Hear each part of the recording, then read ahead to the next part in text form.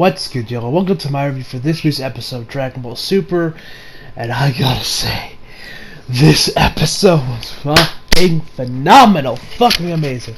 One of my personal favorite episodes of this arc and of DB Super as a whole. Oh my god.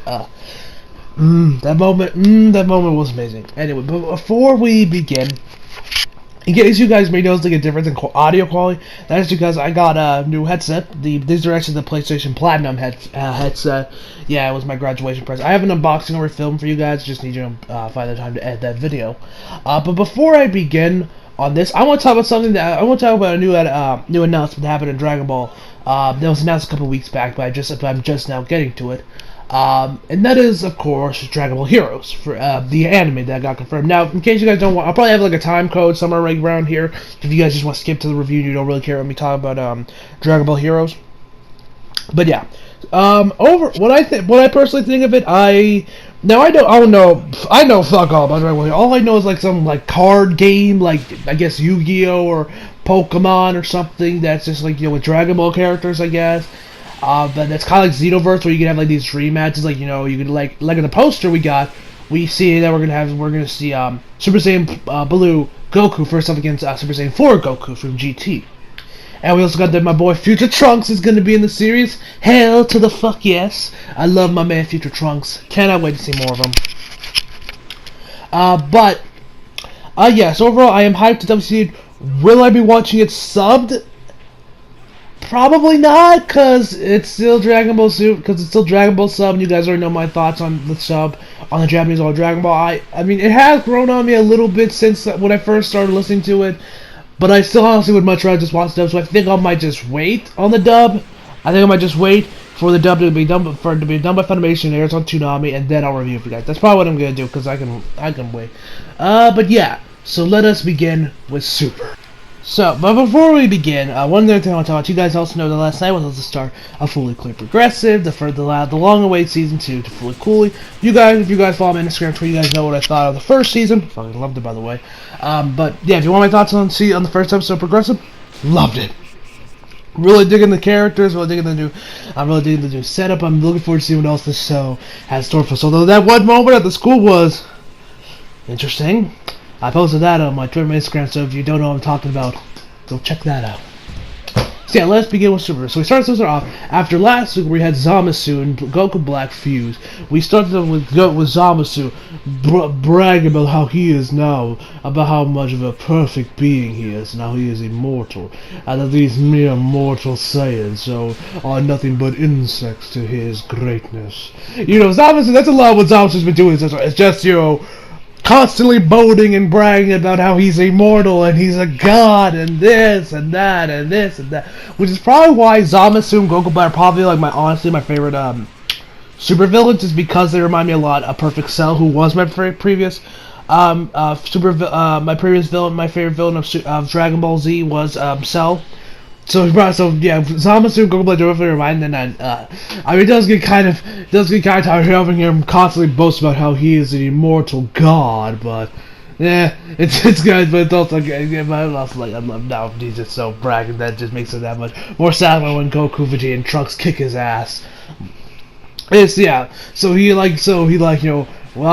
boasting about his perfection.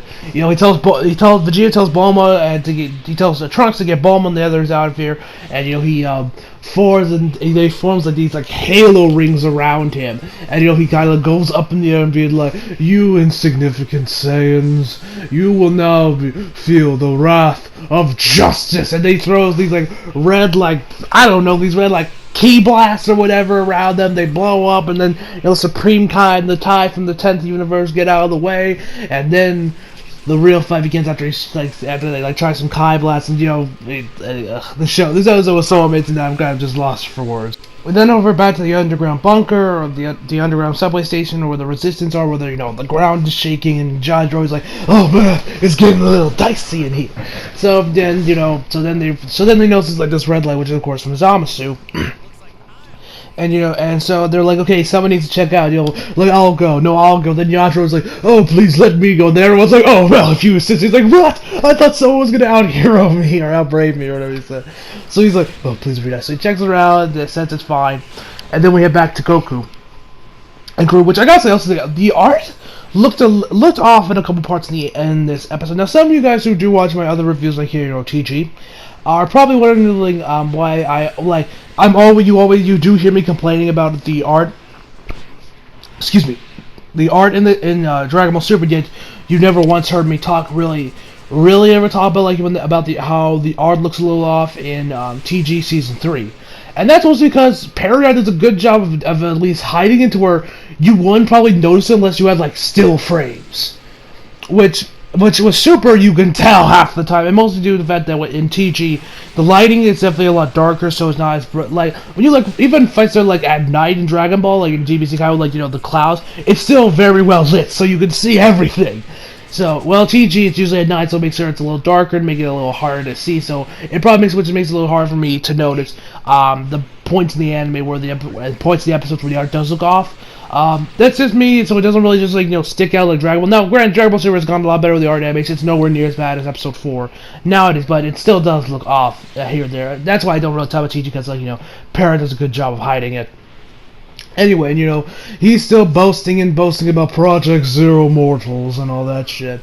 And so yeah, they try to. So Vegeta tries to face off again, but he gets beaten out of Zamasu summons I don't know, a phoenix or something, and then he fires and blasts, causing earthquakes and shit.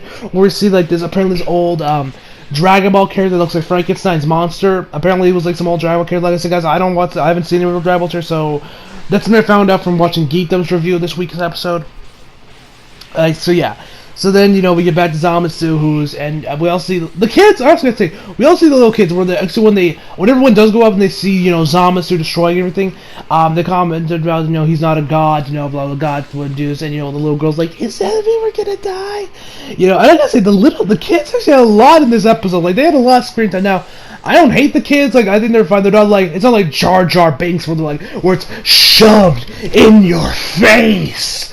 It's more like the progs or the progs from The Last Jedi, where you're they're there, they have their moments, but then they're not shoved in your face, So I don't really got a problem with the kids, but it was kind of weird seeing that. It was kind of weird that they had so much screen time in this episode. I mean, I know it's probably totally does that because for the little kids watching movies, they have someone to identify, because Dragon Ball, it does have a very I think it was like a early time slot on Japanese TV, and Dragon Ball has always been marketed towards kids than grown-ass men, even though a lot of the Dragon Ball community is grown-ass men, but, So then, anyway, Goku and Vegeta get back off the ground when they were knocked out for a little bit, and while Zamasu is still boasting about how he is a god, and he is immortal, and mortals suck.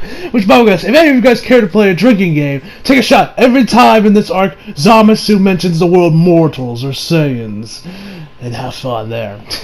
So then they get back up and tell them, you mortals refuse to announce your own limits. It's like Vegeta's we Saiyans don't do limits, and then charge right back out. Go, Zamasu get pulled their heads you insignificant mortals.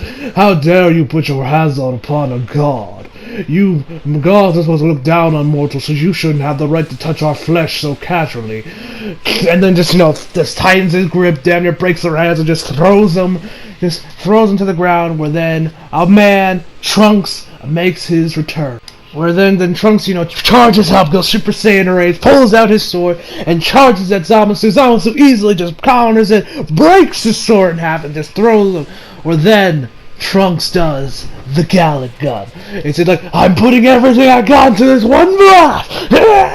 And then, when Vegeta manages to get back up, I lost my shit. This part of the episode was fucking amazing. I loved it. I loved this part.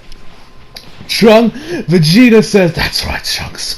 Give him hell." And then he joins in. Yes, Father Son Galick gun. It's like the Cell Saga all over again. When we got Trunks, Gohan with Goku. This arc, and this is honestly probably the first real huge beam struggle we've gotten. Dragon Ball, since probably that beam struggle in Z, between Gohan and Goku. So they're going at it. They're it was a glorious moment. And then Zamasu is going up like, "You stupid mortals, how dare you cannot beat a god!" And it says like, "This is the power of mortals," and they actually do manage to win the beam strike. Now some of you guys may be like, whoa, how is this even possible? I mean, for Zamasu to be constantly boasting that he is a god, immortal, and that Goku, that Vegeta and Trunks are probably without the least powerful Saiyans behind, are definitely not as powerful, nowhere near as powerful as Goku. How did they have managed to beat Zamasu in a beam? Well, you gotta remember, Zamasu was never, at least base Zamasu by himself, was never really that powerful. I mean, yeah, he went toe to toe with like Goku Super Saiyan 2, but we don't really see him on like a straight one-on-one fight. He didn't really do much against Super Saiyan Blue Goku when it was a one-on-one fight. Goku Black, on the other hand, he was a powerhouse. Zamasu was more or less the brains of the operation. Hence why that it was mostly that when they fused, it was probably like a slightly more powerful Goku Black. Hence why Trunks and Vegeta managed to probably best him in the beam struggle. And then Goku gets up, he does the Kamehameha, another beam struggle, and he says, and then the episode ends with Zamasu saying like, "You will not best me, you insignificant mortals!" And like, seriously. Seriously, I almost feel like you shouldn't play drinking games every time Zamasu says mortals, because you'll probably die of alcohol poisoning. How many times Zamasu says mortals? So yeah, overall, this episode was fucking fantastic. I give my final verdict is a 10 out of 10. So hope you guys enjoyed the video. Leave a like if you did, subscribe if you're new, follow me, share, and tweet if you like. Links down below. And as always, come back for more. See you guys next time.